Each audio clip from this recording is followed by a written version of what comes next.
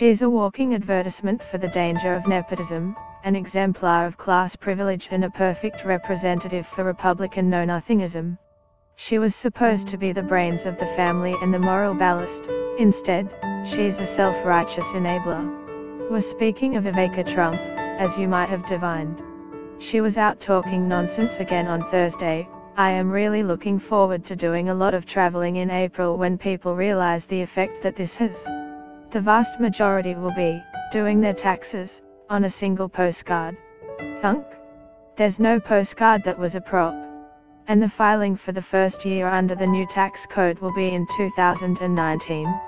The US president is celebrating the final passage of the Republican tax bill, calling it a historic victory for the American people. Catalonia's secessionist parties have been given new momentum for their struggle for independence from Spain. A Florida policeman was dragged for almost a kilometer clinging to a car door after he tried to search a vehicle and its driver, who was suspected of being under the influence of illicit drugs.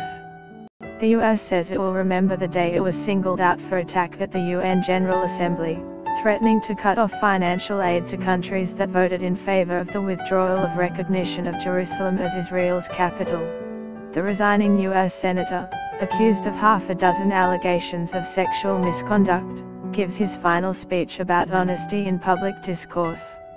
Speaking to the BBC in November, Prince Harry and Meghan Markle revealed details of their upcoming royal wedding and the prince's proposal.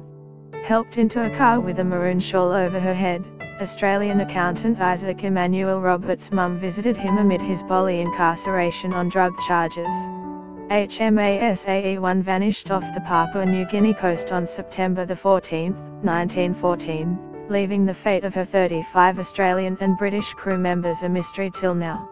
The US president is celebrating the final passage of the Republican tax bill, calling it a historic victory for the American people. She also declared of Senator Bob Corker, who decided to vote for the final tax bill after voting no on the Senate version.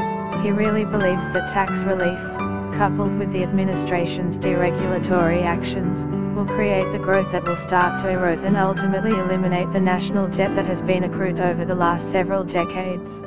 I am confident Corker believes no such thing, because that would be preposterous, and supported by any reputable economic analysis. Corker voted for the final bill upon concluding it was flawed but helpful in promoting economic growth.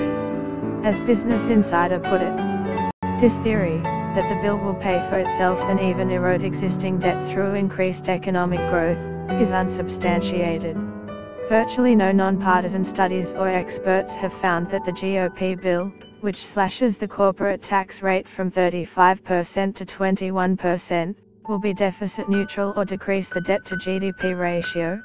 In fairness to Trump, Senator Susan Collins also advanced this hooey, but you would think that she would at least have witnessed the pummeling Collins took for her phony assertion and learned from that.